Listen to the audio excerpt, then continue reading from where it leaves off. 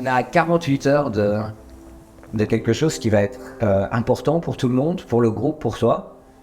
Il y a 8 mois d'ici ou 1 an d'ici, si on te disait que dans 2 jours, tu internationaliserais ton groupe et puis tu irais à Dubaï pour commencer ça 1 mois après, qu'est-ce que tu aurais répondu à toi-même? Il y a 8 mois, en fait, l'internationalisation ne me paraissait pas envisageable. J'avais toujours pensé à traduire mes formations pour le marché étranger, parce que des gens me le demandaient. Mais je ne l'ai jamais fait parce qu'il y avait déjà suffisamment à faire en France. Mais ouais, je pense que ça me paraissait peut-être trop gros, trop ambitieux, ou peut-être pas le bon moment, pas prêt. Mais en fait, c'est pas tellement pour moi que ça me faisait peur ou que ça me paraissait gros. Ce qui me faisait le plus peur, c'était comment les gens qui me suivent depuis longtemps vont le prendre, comment ça va être perçu, ce changement de cap, l'internationalisation et tout le reste. C'était ça plutôt.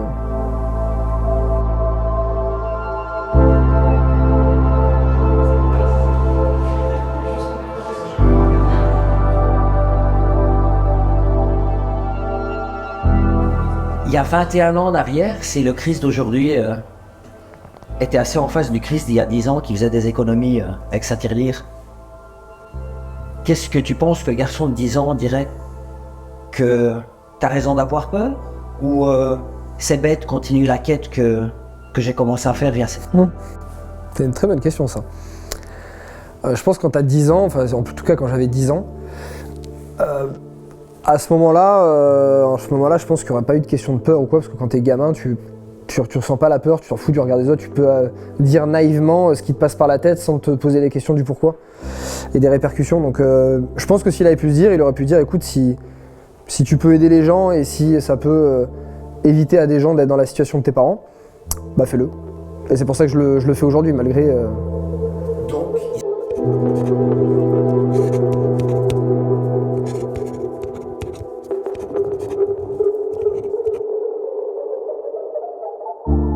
Si ce garçon de 10 ans avait dit qu'à 31 ans, il aurait aidé autant de personnes et que maintenant il multiplierait ces personnes qu'il va aider dans le monde entier, il serait content?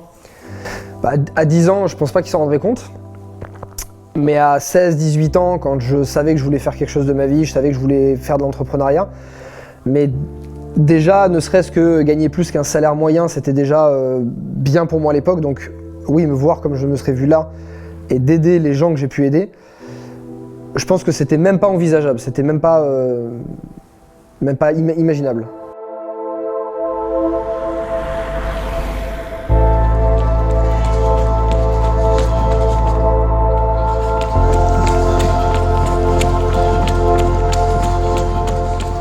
Pourquoi tu penses autant que les personnes que tu as aidées aujourd'hui, que tu connais, vont prendre mal le fait que tu vas aider d'autres personnes à l'étranger? Pourquoi ça te fait autant peur?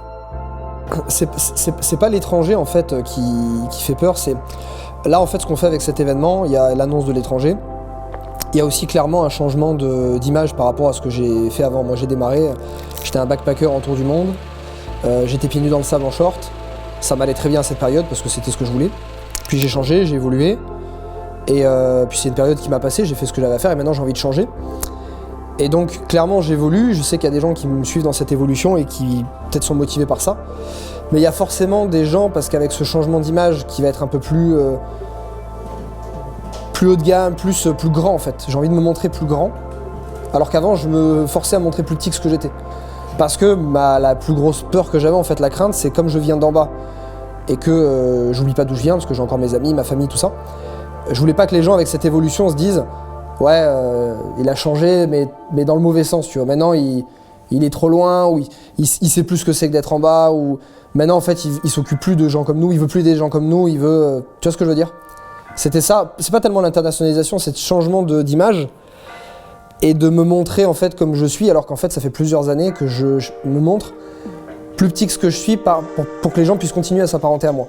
Pour pas qu'ils sentent qu'il y ait trop de décalage, alors qu'en fait, malheureusement, ou heureusement, je veux dire, il y a eu un décalage. Il y a un décalage, et même si ce décalage va devenir de plus en plus grand, c'est pas parce qu'il y aura un décalage de plus en plus grand, même si demain, j'en sais rien, je paye 100 millions, ça m'empêchera pas de continuer à aider des gens qui en gagnent 1002. Mais j'ai mis un peu de temps à m'y faire et à le comprendre, ça. Je remarque que tu parles toujours plus grand ou plus petit. En fait, c'est plus impactant, moins impactant. C'est que tu vas impacter le plus grand nombre. C'est pas une question de qui tu es ou de ce que tu fais. Parce qu'en fait, quand tu es à Bali, t'es quand même loin. Quand tu es au Mexique, t'es quand même loin. T'es quand même dans des zones qui sont inatteignables pour une partie de ta communauté. Que tu sois plus grand, ça veut pas dire que tu seras plus loin d'eux. C'est toujours la même chose. T'es arrivé très loin. T'as des investissements au Mexique, t'as des investissements à Bali, t'en as ici. Il y a pas de différence. Pourquoi tu vois une différence dans un changement d'image alors qu'en fait, tu seras pas beaucoup plus loin? Ouais, t'as raison. En fait, en soi, c'est juste une perception parce que comment j'ai évolué, si je veux dire qu'ici, c'est comment j'ai évolué en termes de psychologie, en termes d'intelligence financière, de placement et de patrimoine que j'ai eu et d'entreprise. Bah, disons que j'ai évolué comme ça, mais en fait, la perception que je donnais, elle restait ici. C'est-à-dire que je me montrais moins en termes de train de vie, en termes de ce que je pouvais apporter, même en termes d'ambition, en termes de plein de choses, je me montrais plus petit moins parce que la crainte que j'avais, c'était si je mets trop de décalage, les gens vont plus s'apparenter et en fait, là où les gens se sentent motivés, c'est quand ils se disent « en fait, je me reconnais en toi ». Et c'est ça qui les a motivés en fait au départ, c'est parce que j'étais très très proche d'eux au départ, parce que je venais du même endroit. On se sentait proche de toi, on se sent proche de toi, parce qu'on vient du même endroit.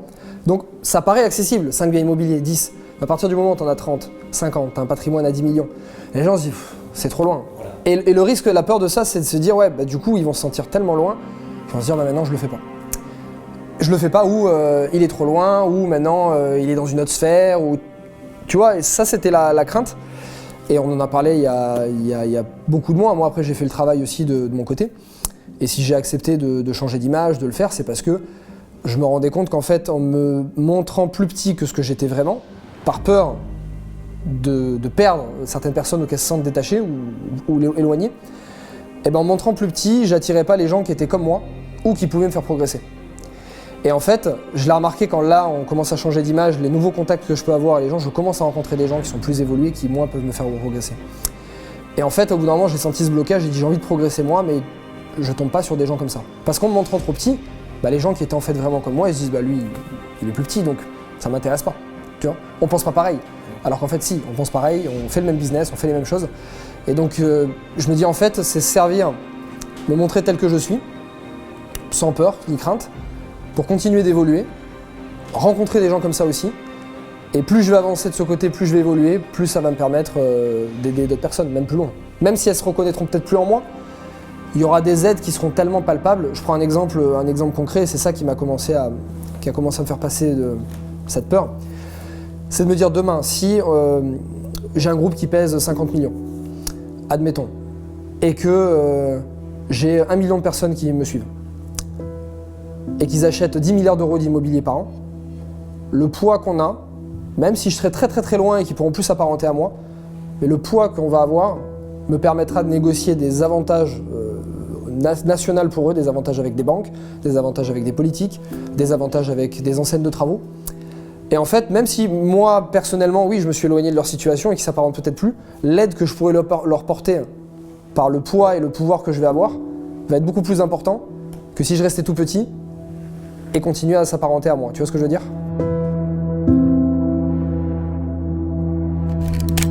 Tu es tellement attaché à ces racines des gens que tu es prêt à castrer ton avenir. Plus maintenant. Mais j'étais... Il y a un effet castrateur à un moment. Ouais, c'est vrai. Et mon avenir, et au final, je l'avais résumé à une phrase comme ça, c'est-à-dire quand j'ai fait ce travail-là, j'ai dit en fait, de m'empêcher moi je vois ça comme briser mon potentiel, parce que je sais que j'ai le potentiel de pouvoir aller plus loin, mais je le capais, ce potentiel. Et je dis en fait de le caper pour ne pas, pour que les gens continuent à se sentir proches de moi, pour entre guillemets les aider. Au final, c'est même égoïste pour moi et pour les autres, parce que c'est plein d'autres que je vais pas aider d'une autre manière.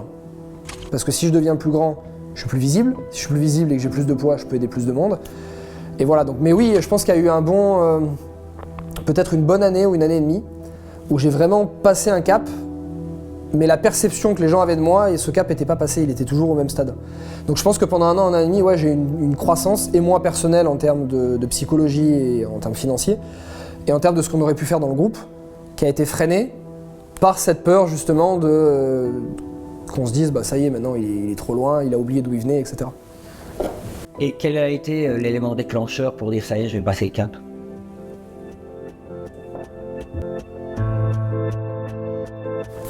À toi mon Michel. Ah, je savais pas. Je ne savais pas. Bah il y a eu double. Moi, Oh, je pensais que c'était une question piège. Non, pas du tout. Non, pas du tout. C'est une question de. Non, mais vraiment, tu as été pour une très très grande raison.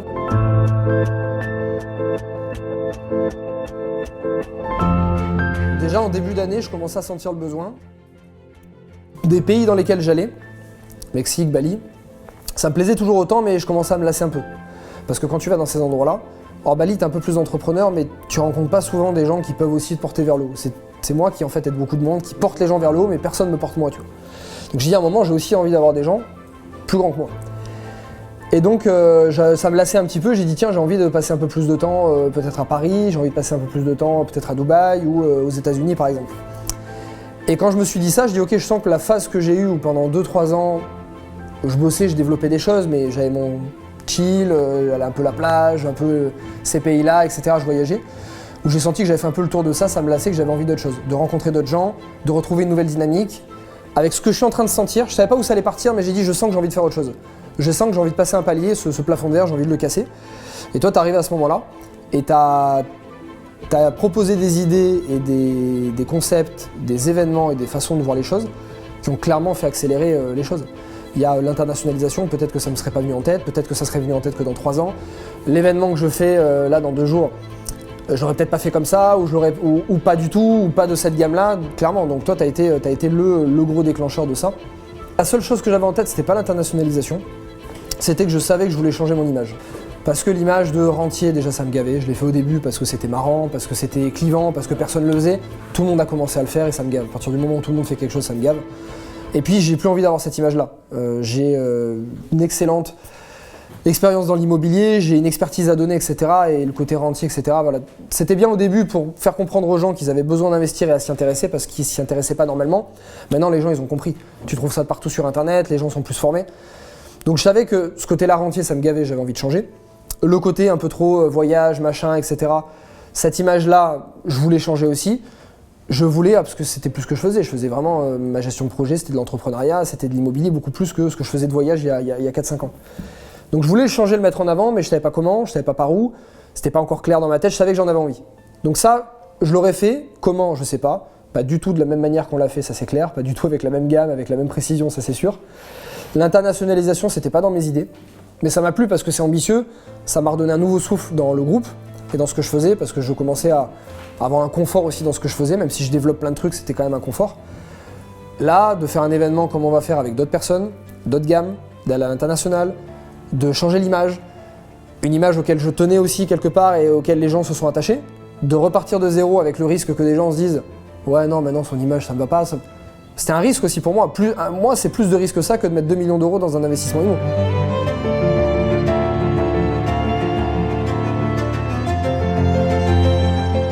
Ce que tu es en train de devenir, c'est quelqu'un qui est égal à toi-même? Ouais, beaucoup plus maintenant. Pourquoi alors ça te fait peur quand tu le vois devant toi dans le film Manifesto? Ouais, T'as pas mangé? Si, non, j'ai dit ça fait 5 jours que j'arrive pas à dormir. Ah, nous aussi on n'a pas dormi, ouais. C'est pas maintenant que ça va commencer. T'es en forme? Ouais. Sûr? Grâce à toi. Ça veut dire quoi ça? Hein? C'est un truc de chance? Non, je regarde ma tête, ça se voit que je suis en forme. Hein? C'est pour ça que j'ai marché, ça me met bien. T'es énervé pour quelque chose?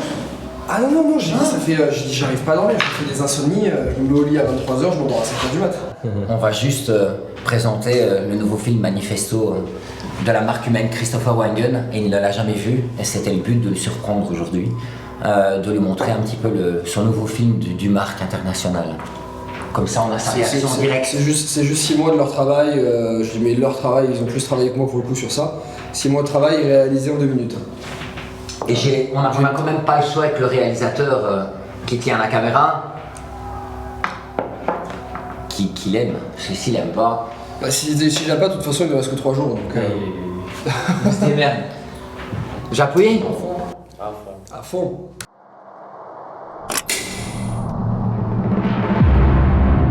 Je ne suis prisonnier que de mes libertés. Je suis un serial entrepreneur, un investisseur, un créateur, un détonateur de réussite sociale. Et ce n'est que le début. Je mourrai pour ma famille et ma mission. Je me tue à la tâche en créant de l'héritage pour mes clients, leurs familles et les descendances de leurs descendances. Je respire pour inspirer. Sinon, à quoi bon?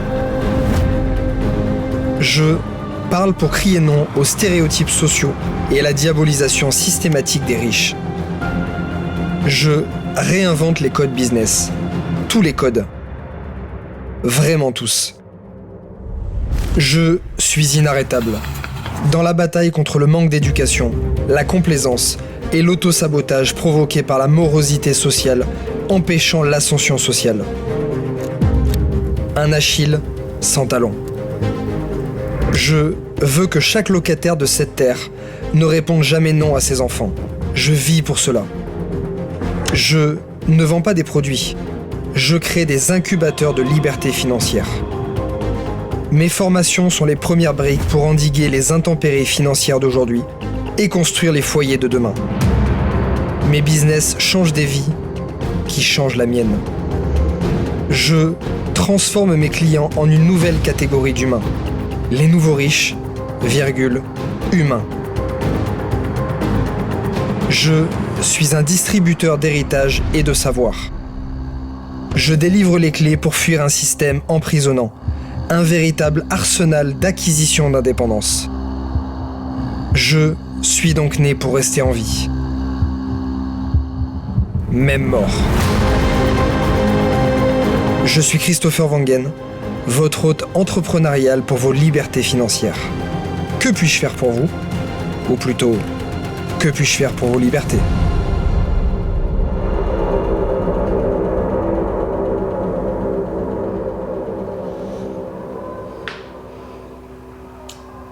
Alors...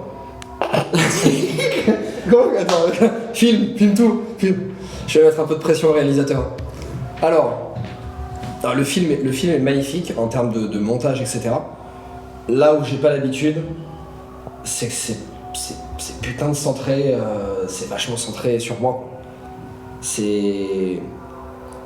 Soit c'est moi qui ai pas l'habitude et ça me fait bizarre, soit autant d'images de moi, autant mise en avant et autant de jeu dans le texte. Je sais pas vous ce que vous en avez pensé. Peut-être que c'est moi, ça me fait bizarre, mais ça fait partie du processus stratégique de dédoublement de ta personnalité, de présentation de ton toi upscalé. C'est-à-dire, maintenant on traque quelques caractères, maintenant on divise en unités, comme ça écrit dans la langue.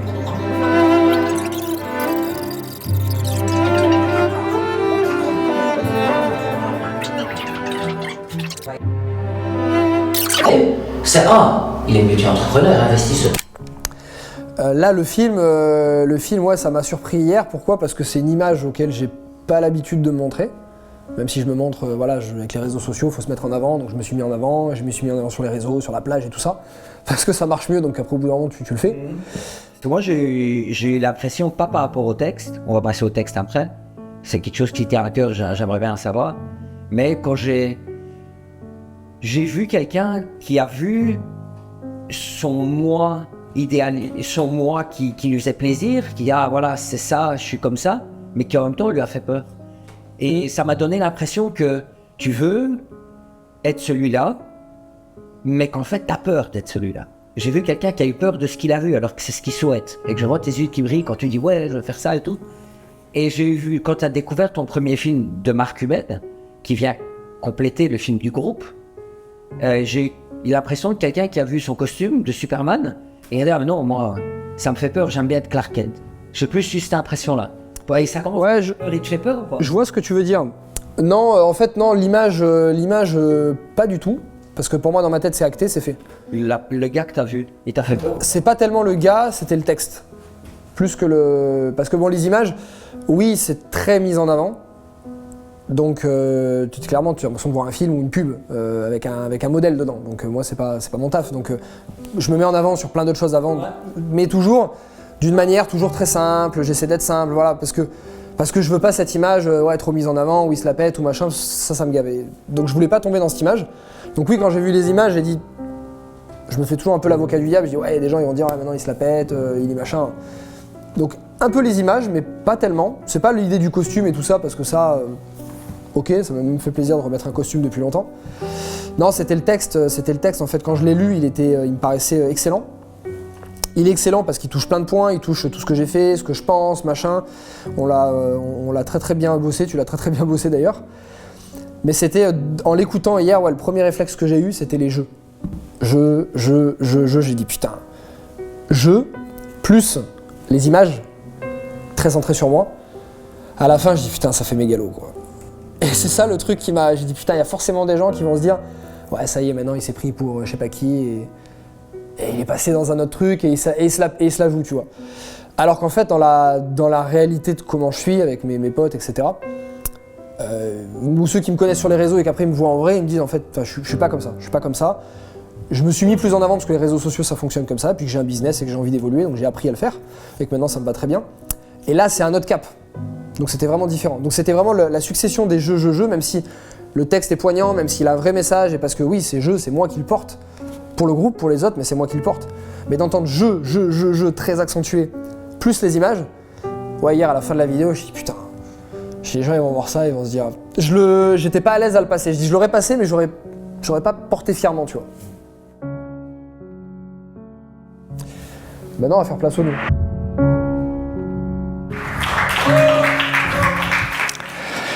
Alors oui, je sais, c'est un jeu, mais qui n'a pour seul objectif que de vous servir. Bonsoir à toutes et à tous, et bienvenue à cette keynote. Merci d'être présents, c'est un plaisir de vous accueillir. Alors le but de cette keynote est très simple. Vous présenter le renouveau de mon image, de mon groupe, ses entreprises qui la composent, ses services, notre philosophie, et vous me connaissez, quelques surprises à la fin. Comment tu penses que ça va se passer à partir d'après-demain? Je pense qu'il y aura vraiment un après. Et je l'ai senti déjà avant.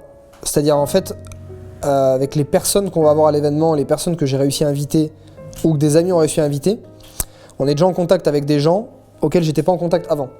Donc déjà, sans avoir fait l'événement, on attire déjà des gens d'une gamme supérieure en termes de réseau, en termes de finances, de postes qu'ils peuvent avoir, de fonctions, de responsabilités.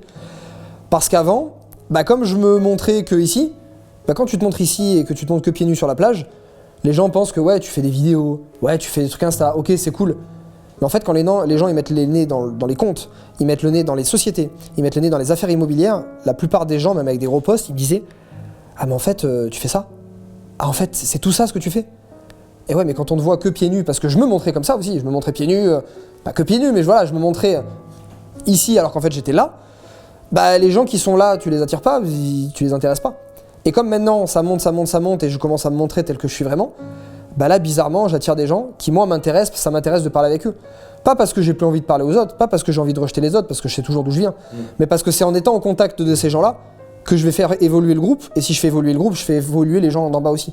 Et c'est là où je trouvais que c'était égoïste de ce que je faisais et que les peurs sont égoïstes. C'est comme tout, c'est comme quand tu as peur d'investir dans l'IMO, c'est égoïste parce que tu vas pas pouvoir aider ta famille avec. C'est comme tu as peur de créer une entreprise, c'est égoïste parce que tu vas pas pouvoir apporter un confort et une liberté à ta famille et tout ça. Et en fait, nos peurs, c'est de l'égoïsme. Et ouais, je me suis rendu compte que c'était égoïste parce que par mon propre confort de pas affronter cette peur, y a plein de gens en fait que je refuse, que j'allais pas aider finalement. Donc c'est pour ça que maintenant j'ai accepté de faire une vraie différence entre moi personnel dans la vraie vie et moi ma marque visible que les gens voient, etc. Parce qu'il y a quand même une différence, même si je suis le même, il y a quand même une différence. Maintenant j'accepte de différer, c'est moi, c'est une marque, c'est mon groupe que je peux porter vraiment détaché de moi la vie réelle. Et donc le moi il peut dire jeu, il peut être en vidéo, il peut se mettre en avant. si ça permet d'être plus visible, d'avoir des gens autour de moi, tant que ça respecte mes valeurs et ma façon de faire, ça me va.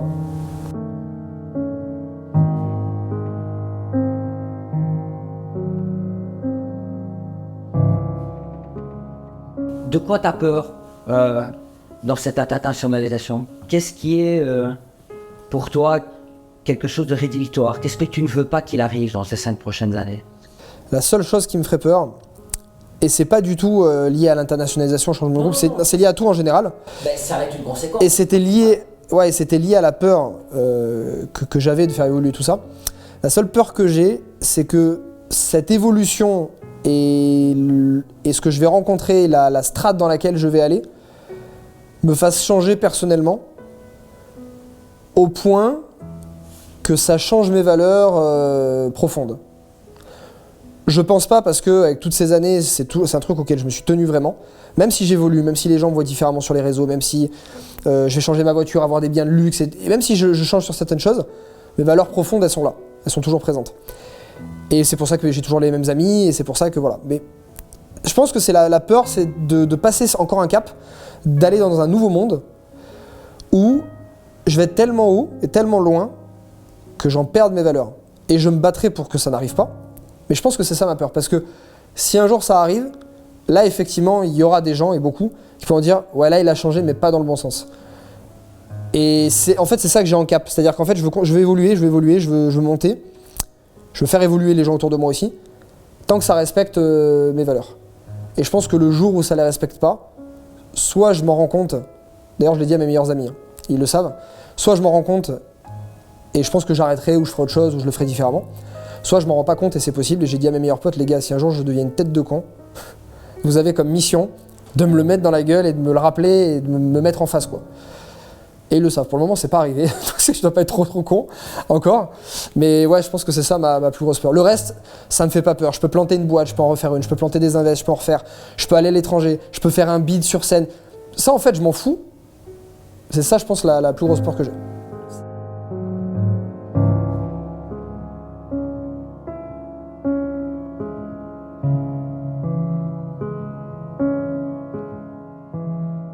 On va finir, on va commencer par le gars de 11 ans. On va parler du gars de 41 ans parce qu'en fait, la seule marque et la seule personne pour laquelle tu travailles, c'est le gars dans 10 ans pour lequel tu fais des sacrifices et il va être fier de toi, il va te remercier ou pas te remercier dans 10 ans. Tu as fait les choses qu'il fallait ou tu n'as pas fait les choses qu'il fallait.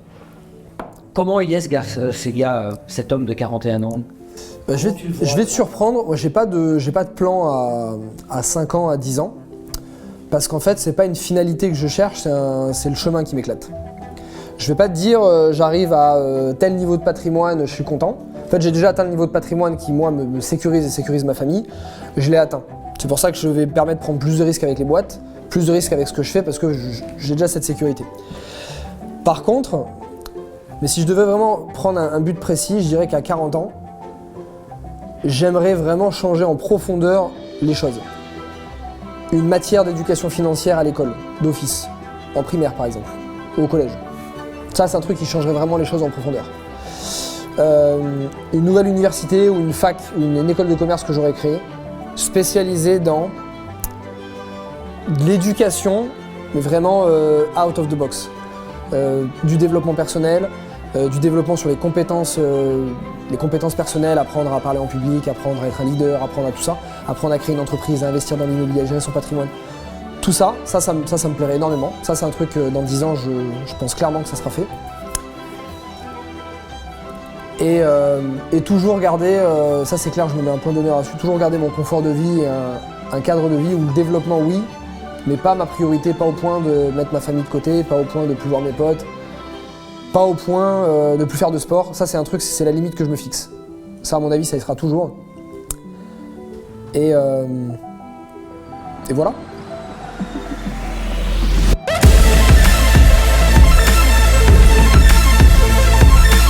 Il y a une question subsidiaire. Ah, c'était pas la dernière. Non, Michel. Ah ouais, merde. Non, vas-y. Quand est-ce que tu m'augmentes? On coupe ça? On coupe?